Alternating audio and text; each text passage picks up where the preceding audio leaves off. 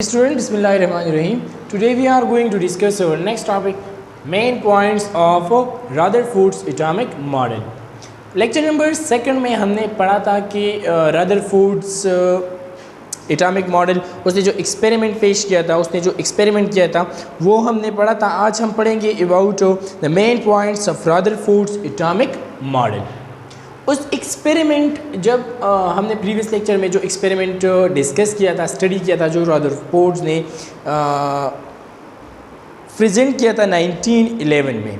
अब उसके रिज़ल्ट में जो कंक्लूजन आया, उसके जो मेन पॉइंट्स थे, रदरफोर्ड्स एटॉमिक मॉडल के जो मेन पॉइंट्स थे वो क्या थे. सो द फर्स्ट वन, उसका जो पहला पॉइंट था रदरफोर्ड्स का, वो क्या था कि atom consist of positive charge central force called nucleus. के एटम में सेंट्रल फोर्शन होता है और उसे क्या कहते हैं, कॉल्ड न्यूक्लियस. सो उसने उसका जो रदरफोर्ड्स का जो फर्स्ट पॉइंट था वो क्या था कि एटम के सेंट्रल पोर्शन होता है, एटम में सेंट्रल पोर्शन होता है जिसे हम क्या कहते हैं, न्यूक्लियस, जिसे न्यूक्लियस कहते हैं. और न्यूक्लियस कंटेन होता है प्रोटॉन और न्यूट्रॉन पर, प्रोटॉन प्लस न्यूट्रॉन, यानी प्रोटॉन और न्यूट्रॉन, प्रोटॉन और न्यूट्रॉन से न्यूक्लियस बना होता है. सो इसने जो एक्सपेरिमेंट किया था उसमें हमने पढ़ा था कि जो अल्फ़ा रेस थे, जो अल्फ़ा पार्टिकल्स थे, वो जब बम्बार्ड हुए तो कुछ पार्टिकल्स वो उसी रास्ते पर बैक हो गए. ठीक है, जिस रास्ते पर गए थे उसी एग्जैक्ट उसी रास्ते पर वो बैक हो गए. उसकी वजह क्या थी कि जो अल्फ़ा पार्टिकल्स पर जो चार्ज थे वो थे पॉजिटिव. और अगर हम न्यूक्लियस में देख लें तो न्यूक्लियस में होता है प्रोटॉन एंड न्यूट्रॉन, न्यूट्रॉन पर चार्ज नहीं होता एंड प्रोटॉन पर पॉजिटिव चार्ज होता है. So the positive sign reflect each other. So due to this reason जो अल्फा पार्टिकल्स थे वो एग्जैक्टली उसी जगह उसी रास्ते पर वापस हो गए. सो इसीलिए उसने कहा कि उसका फर्स्ट पॉइंट ये था कि एटम में एक सेंट्रल पोर्शन होता है, बिल्कुल एटम के सेंटर में, जिसे न्यूक्लियस कहते हैं. और न्यूक्लियस जो है उसमें कंटेन है, वो कंसिस्ट है प्रोटॉन और न्यूट्रॉन पर. ये रदरफोर्ड्स का फर्स्ट पॉइंट था. सेकंड पॉइंट क्या था, electron revolving around the nucleus. Second point जो उसका था,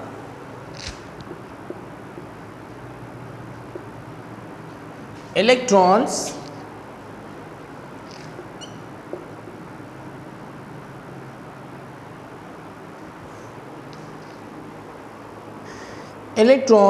revolving around the nucleus.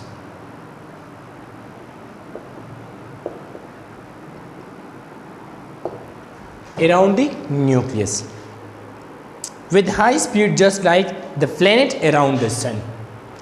अब दूसरा पॉइंट जो था, जो मेन पॉइंट था रदरफोर्ड का, वो क्या था कि इलेक्ट्रॉन जो है वो रिवॉल्विंग करते हैं अराउंड द न्यूक्लियस, यानी न्यूक्लियस के इर्द गिर्द इलेक्ट्रॉन जो है वो क्या करते हैं, मूवमेंट करते हैं. This is nucleus. और यहाँ पर जो इलेक्ट्रॉन है वो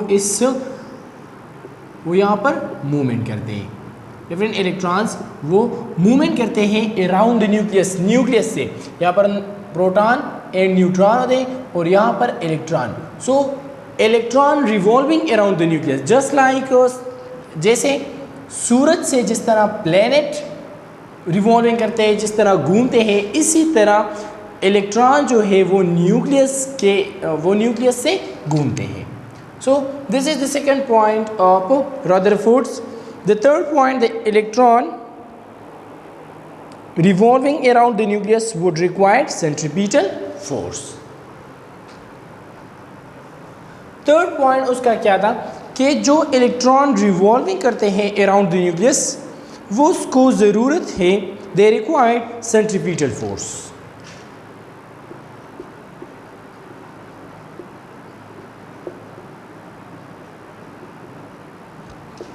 required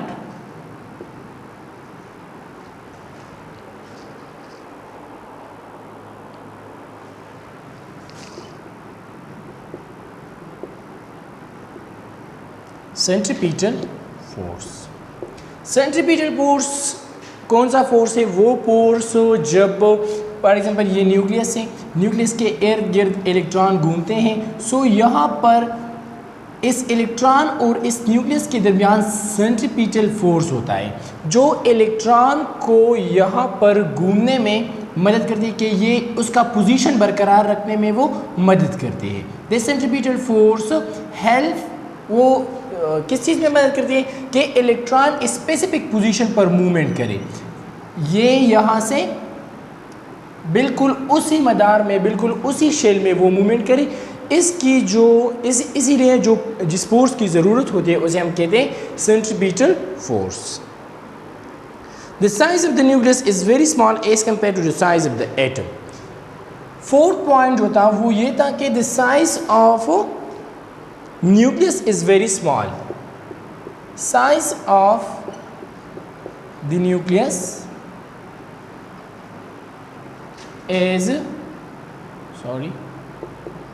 is very small. Size of the nucleus is very small as compared to the size of atom, and most of the volume occupied by atom is empty. As compared to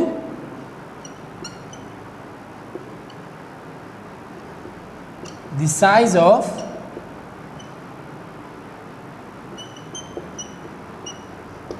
atom, and most of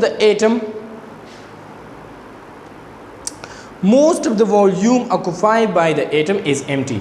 यहाँ पर हमने पढ़ा था कि जब जो experiment हुआ था उसमें जो अल्फ़ा पार्टिकल्स बम्बार्ड हुए थे तो उसमें कुछ पार्टिकल्स जो थे वो सम पार्टिकल्स वो बैक हुए थे और ज़्यादातर जो पार्टिकल्स थे, जो ज़्यादा मकदार में जो पार्टिकल थे वो एमिट हो गए थे उस एटम से। सो इससे ज़ाहिर ये हुआ कि हमारे साथ एटम में न्यूक्लियस का जो साइज़ है वो स्मॉल है।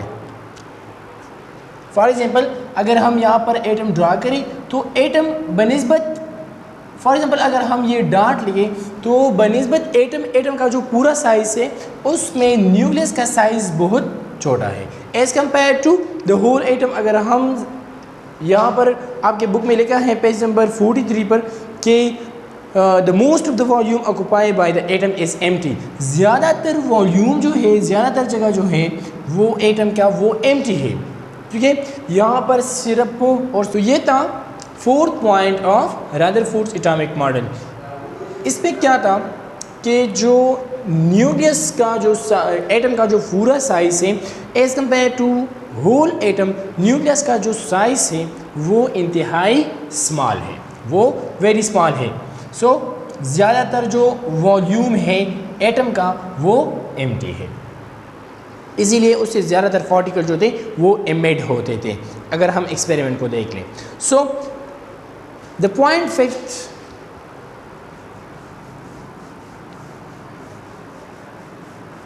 उसका जो पांचवा पॉइंट था वो क्या था? पांचवा पॉइंट जो उसका था, atom is neutral. Atom is, जिसे हमने पढ़ा, atom is neutral. Atom neutral होता है as the number of electron is numerically equal to that of proton. मगर उस टाइम में न्यूट्रल होता है जब number of electron is equal to number of proton. जब number of proton, number of electrons, number of neutrons equal हो तो वो एटम न्यूट्रल होता है। अगर हम देख लें एटम में, तो एटम की न्यूक्लियस में प्रोटॉन और न्यूट्रॉन होते हैं। न्यूट्रॉन पर पॉजिटिव चार्ज होता है और इलेक्ट्रॉन जो है वो उस पर कौन सा चार्ज होता है? Negative charge. फॉर एग्जाम्पल अगर हम कार्बन ले लें, कार्बन के आउटर मोस्ट कार्बन के जो इलेक्ट्रॉन है वो है 6। अगर हम कार्बन को देख लें सो यहाँ पर कार्बन में जो इलेक्ट्रॉन है ये फॉर एग्जांपल न्यूक्लियस में प्रोटॉन और न्यूट्रॉन है, उसमें जो इलेक्ट्रॉन है वो है 6 2 इनर शेल में और जो पोर है वो आउटर शेल में। सो ये बन गए 6 और 6 प्रोटॉन है, 6 प्रोटॉन और 6 इलेक्ट्रॉन, यानी कार्बन का जो एटॉमिक नंबर है वो है 6, मीन कि उसमें 6 इलेक्ट्रॉन है और 6 प्रोटॉन है। Proton is always equal to number of electron, ठीक है। तो हम यहाँ पर अगर देख ले तो नंबर ऑफ प्रोटॉन जो है कार्बन में वो है 6 और नंबर ऑफ इलेक्ट्रॉन वो भी है 6। तो हम देख लेंगे प्रोटॉन पर चार्ज होता है पॉजिटिव और इलेक्ट्रॉन पर जो चार्ज होता है वो है नेगेटिव, ठीक है। तो जब 6 प्लस और 6 माइनस जो है वो एक दूसरे को क्या करता है, वो ये इक्वल है, 6 प्लस और 6 माइनस वो इक्वल है, तो ये एक दूसरे को कैंसिल कर देते हैं और ये आता है न्यूट्रल साइन, ठीक है, क्योंकि नंबर ऑफ इलेक्ट्रॉन और नंबर ऑफ प्रोटॉन वो इक्वल है। सो प्लस चार्ज और नेगेटिव चार्ज भी इक्वल होगा इस एटम में, ठीक है। तो फिफ्थ पॉइंट उसका ये था कि atom is neutral, atom neutral होता है मगर उन हालत में जब नंबर ऑफ इलेक्ट्रॉन इक्वल हो नंबर ऑफ प्रोटॉन्स के। ये था उसका फिफ्थ मेन पॉइंट, ठीक है। उसका जो छठा पॉइंट है six number, nucleus is responsible for mass of energy of the atom, यानी 6 पॉइंट उसका क्या था कि न्यूक्लियस जो है वो रिस्पॉन्सिबल होता है for mass and energy of atom.